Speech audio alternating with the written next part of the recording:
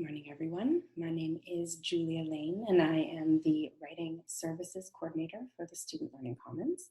And I'm here to talk to you today about presentation skills and how you can do your presentations in this kind of video format during this very exceptional time when all instruction is remote. So the first thing I'm actually going to do is put my phone on silent because I've already done that with my computer, and that's a really important step when you're recording yourself on your phone or on your laptop, because it's really distracting for yourself and for your listener and for your viewer when at minute 3 in your speech a loud notification goes off on your computer or on your phone. And you may think, oh, I'll just put my phone on silent. But if it vibrates, that can actually be louder and more distracting than an audio sound. So it's just good to turn notifications off before you start. Now I'm going to share my screen so that you're able to see some slides that I've made. And I will note that the slides don't have much on them. They're just kind of to keep some visual interest going. But there is more information in the presentation, presenter notes for the slides, and I've shared those as well. So please feel free to look through them if you prefer to read or read along. Okay. So usually when I do this kind of teaching, I am at Simon Fraser University, which is on the unceded, ancestral, and rightful territories of the Musqueam, Squamish, Tsleil-Waututh, Coetzee, and Coquitlam nations. Right now I'm in my home in Burnaby, and the nations whose territory I'm in are the Musqueam, Squamish, and Tsleil-Waututh.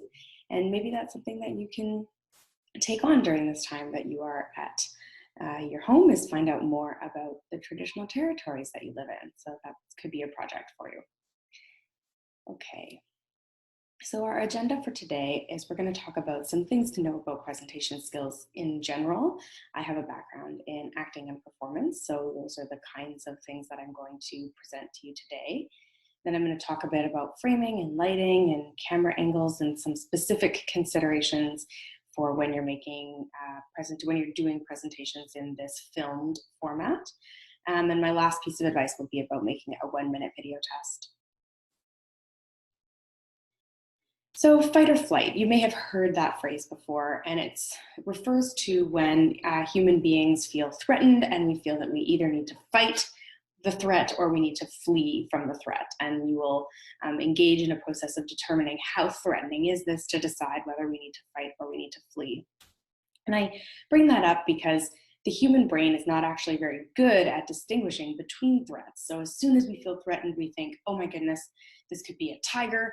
I might need to fight for my life. I might need to flee. So that feeling, those feelings that you can get when you are doing a presentation and maybe your hands start shaking, maybe you even start sweating or your face gets red, butterflies in your stomach, those are all actually connected to this fight or flight response where your body and your brain are feeling threatened, and your brain is flooding your body with adrenaline, with energy to help you prepare in case you do need to fight or flee.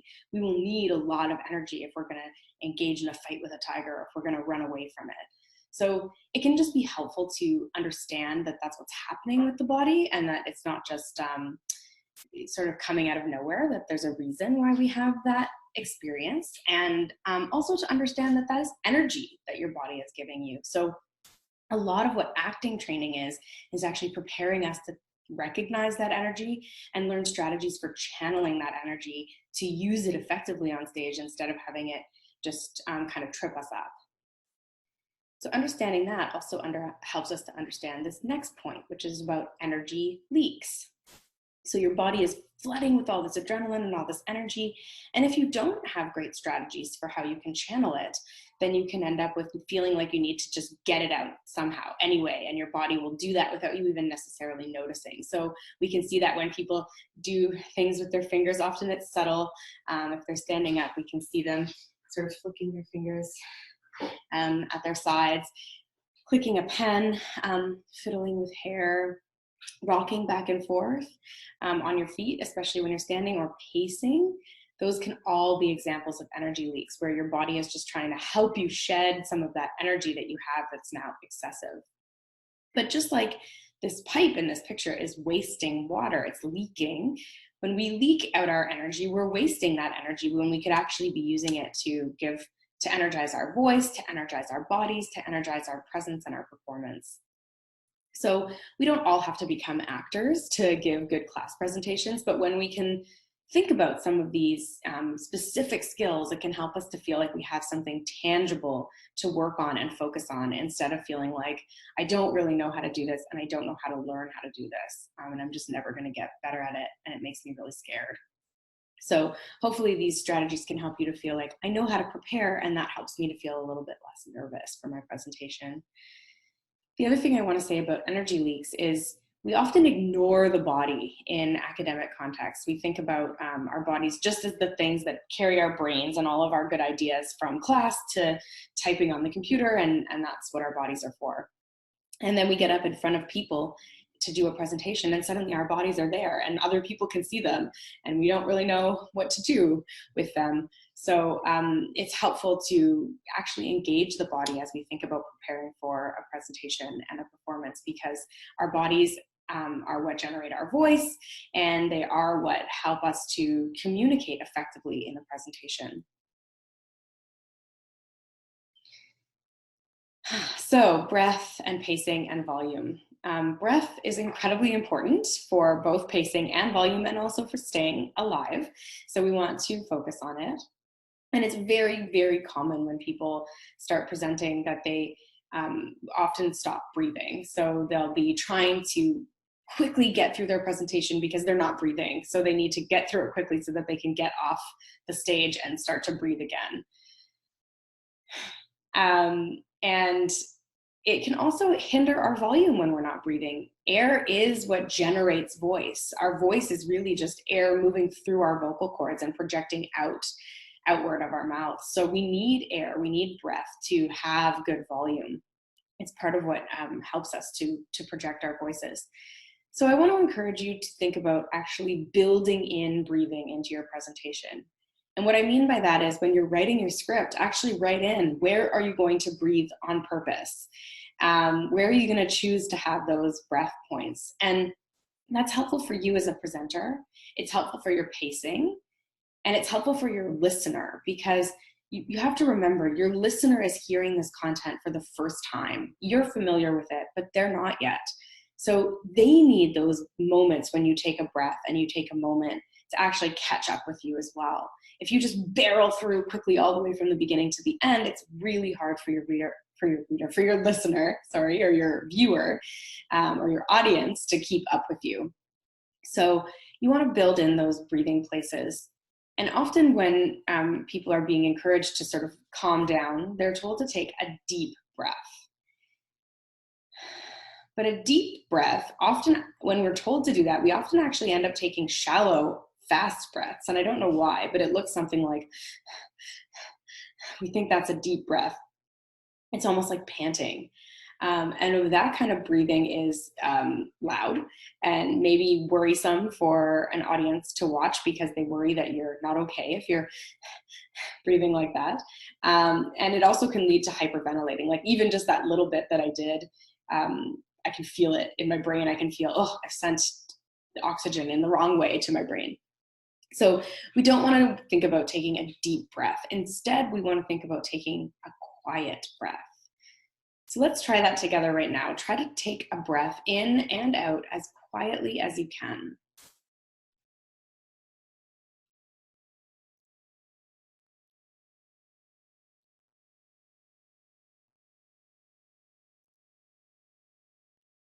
So a quiet breath, I bet you probably couldn't hear my breathing, or maybe just a tiny bit.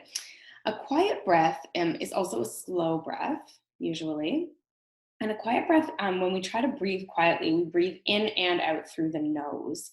And that actually, when we take a slow, quiet breath, it actually does a lot to help calm the central nervous system of the body. It's what yogis do, and people in deep meditation, they do very slow, very quiet breath, and always in and out through the nose.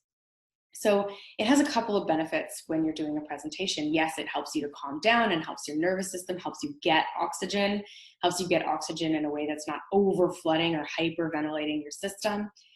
And it also means that you're taking a breath in a way that's not loud and maybe potentially off-putting for your listener. So you don't have to go as slow as I did. That might be a bit of a lingering pause, but taking a moment to have a breath before you move on can give your audience a chance to just sort of catch up with you. They might also need to take a breath. What happens when we listen to somebody who isn't breathing and who's going really quickly is we tense up and we stop breathing. So audiences appreciate that reminder that it's good to breathe, and we're not in a rush here. We're sharing this information together. And gestures. So this is also connected with that idea that we don't really know, we don't really train the body for these kinds of performances or presentations. And then all of a sudden we expect the body to perform for us, which is very much like running a marathon without ever having jogged, or deciding that we're going to play a big concert without ever having picked up an instrument before. So having a gestural language can just help us to avoid that feeling of like, I don't know what to do with my body in space when I'm presenting. These hands are weird, and maybe I'll just put them behind my back. That's a very common thing that I see when students are doing presentations, is they just put their hands behind their back to try to avoid some of that fidgeting energy leaks that I talked about. But then you're kind of stuck. You sort of look like you're almost in like a handcuff sort of situation. So you don't want to feel stuck. So I'm gonna stand up now so that I can show you a couple of gestures that you might find useful. So one that's helpful for just as a beginning place and to feel like you have a solid foundation is just putting your hands on your hips like this. This is what Amy Cuddy in her research about power poses calls the Superman or the Superwoman. I call it the friendly gym teacher, especially if you sort of, hi everybody, we're here to talk today about some really important information that I want you to know. So you'll notice that it will be awkward if I just stood like this for the entire presentation. You would start to feel like, why is she not moving? Why is she a statue? So we do want, it's a gestural language. So just like we use many different words, we can use different gestures. This one can be a really good starting place. If you are presenting to a live audience, this can be good if you've sort of put people on a task and then you're waiting for them to give their attention back. This is a great waiting pose because it still projects authority. I'm in control of this space, but I'm not talking right now. So it can just be a helpful feeling like I have a solid base and I'm projecting authority. From here, I can move my hands to about chest height and put my hands together. I can do this, although what I don't want to end up doing is kind of like a spider move. I can also put my hands gently, rest them against each other. From here, I can open up. I can have one hand that comes out. I can put one hand back on my hip, like this. So I have lots of options now of what to do with my hands instead of just feeling like, do they usually just hang loosely at my sides doing nothing or hide behind my back? No, they don't.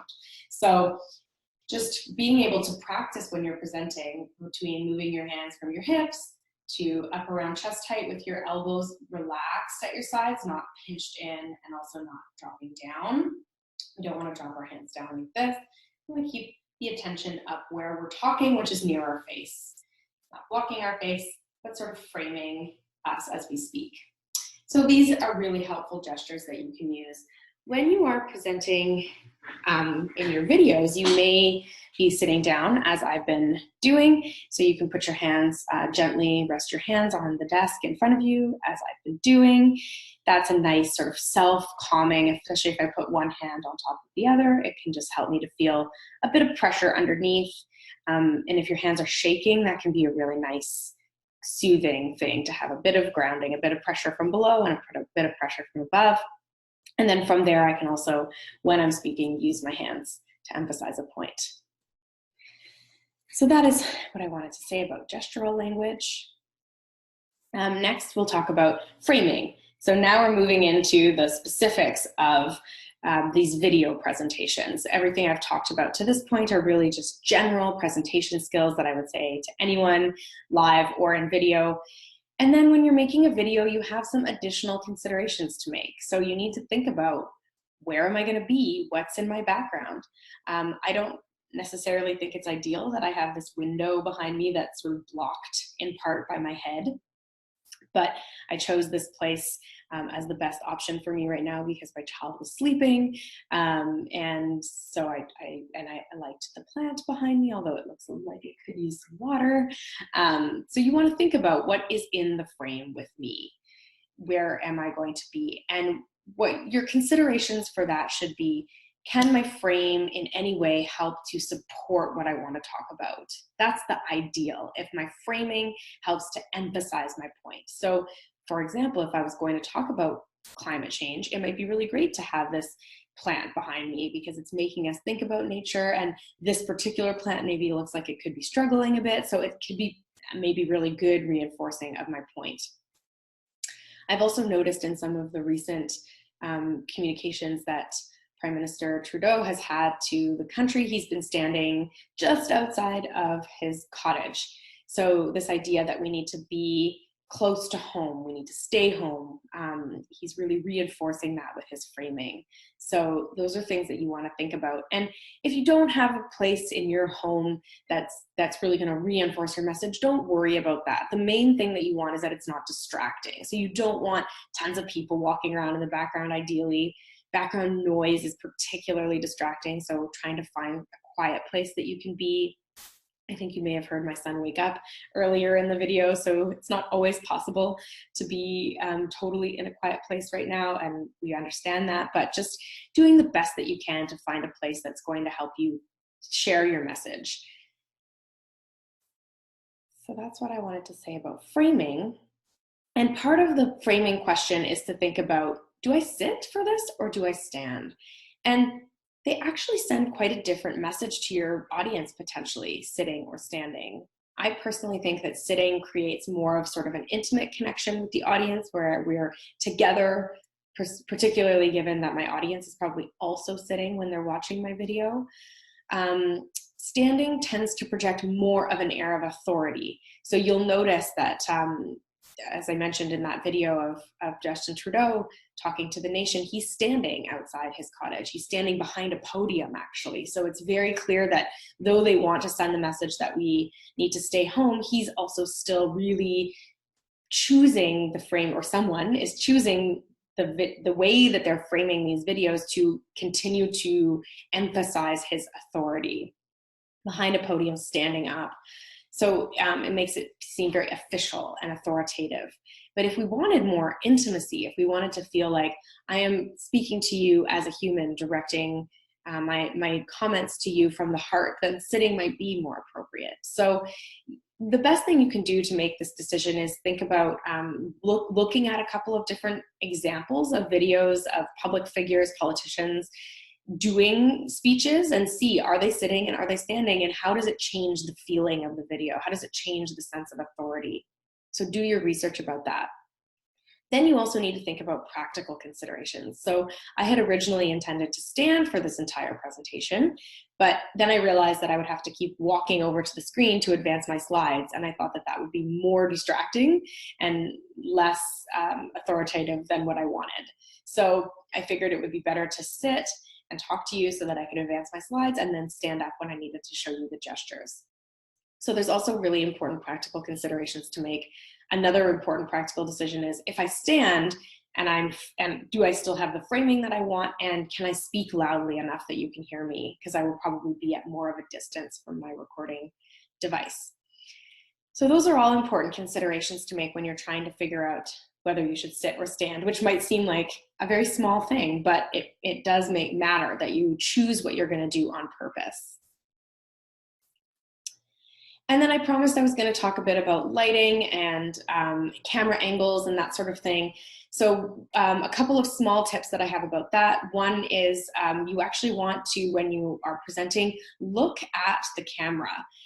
It's tempting when you're recording yourself to look at the video of yourself. I'm looking at the video of myself right now, but that means that you, as my audience, can't see my eyes, or you don't feel like I'm looking at you. So if you want your audience to feel that you are looking at them, you actually need to look at the camera on your recording device, which feels awkward. I'm not gonna pretend it doesn't. So you need to practice that. You need to train yourself to look at the camera instead of watching yourself in the little thumbnail clip. Depending on what program you're using to film yourself, I'm currently using Zoom, and I could hide the view of the self view if I wanted, so that I wasn't distracted by myself. So that might be another good option, to keep yourself looking at the camera as well. So that's one practical thing. With lighting, you really just want to make sure that you have some lighting so that we can see you. I have beautiful morning light right now coming in through the window. So I thought that was nice to keep the lighting sort of natural, but you may find that you want more lighting. I know my face is a bit in shadow right now, so it may be good to have had a bit more lighting. So these are all things that you can test out by doing what I'm calling the 1-minute video test. And I now have to confess that I didn't do it the first time I made this video, and it resulted in a huge waste of time for me, because I filmed this entire presentation for you already once, and it did it in Blackboard Collaborate, and then watched the recording and realized, oh no, the video didn't record, just the slides and my voice. And so that whole demonstration I did about gestures, you couldn't see it at all. So that was very disappointing. So a 1-minute video test is exactly what it sounds like. You set everything up the way you're going to record, and then you just record 30 seconds to 1 minute of your content. If something changes in the early part of your presentation, so for example, for me, I started with just video and then I started sharing my slides, you want to get to that point in the video so that you can watch and make sure it's all working well. And then you stop the recording and you actually go and watch what you recorded so that you make sure, is this working the way that I want it to? Is the framing what I want it to be? Is my lighting sufficient? Can you see my face well enough? How's my volume? So you actually want to think about all those considerations. And then if you need to, make little adjustments. Now, here's the really important thing. If you adjust anything significant, you should do another 1-minute video test. Because if you've made adjustments, you don't actually now know, how does that look? So you should do another test until you get to the place where you're like, all right, I'm now confident that if I have the camera here and I stand here and I speak like this and the lighting is like this, it's going to look the way that I want it to look. And that's when you do your full 5-minute speech. You don't want to be doing the full 5-minute speech every single time while you're trying to get it set up. Trust me, when you do the full thing, you can end up really wasting time. So do the 1-minute video test. I am a living example of how, if you follow that advice, you can actually save yourself a lot of time. Camera angles, I don't know a ton about that. I do know that from people who take selfies, apparently you want to try to go angle down on yourself rather than up at yourself. It can be really challenging to do. Right now, I have a low-tech solution of I've stacked my laptop on 3 or 4 very thick books to try to get it at the right height. Even still, it could probably be a little bit higher. So you get really creative about how you can use your devices and sort of prop them on things and get the angle that you want. I have in my resources here a link to where you can make an origami phone holder. So there's lots of different DIY phone holders that you can make on the internet, but I thought an origami project might feel sort of calming for you right now. And also a cool idea for how you can use your phone and at an angle as like a document camera. So if you wanted to have some visual aids while you're talking, but you don't want to use PowerPoint slides, you can sort of use your camera, your phone camera, and make doodles. So that comes from SFU professor Kevin Lamb, and is just, I thought, kind of a neat idea and something different. And a link to Amy Cuddy's TED Talk on power poses. So doing some power poses before you present, standing in a big way, can help to just increase your confidence before you start your presentation. I'm hearing my son in the background, so that's my cue to leave you for now. But I do wish you the absolute best with these presentations and the end of this very strange semester. Please take care of yourselves, stay healthy, and stay well.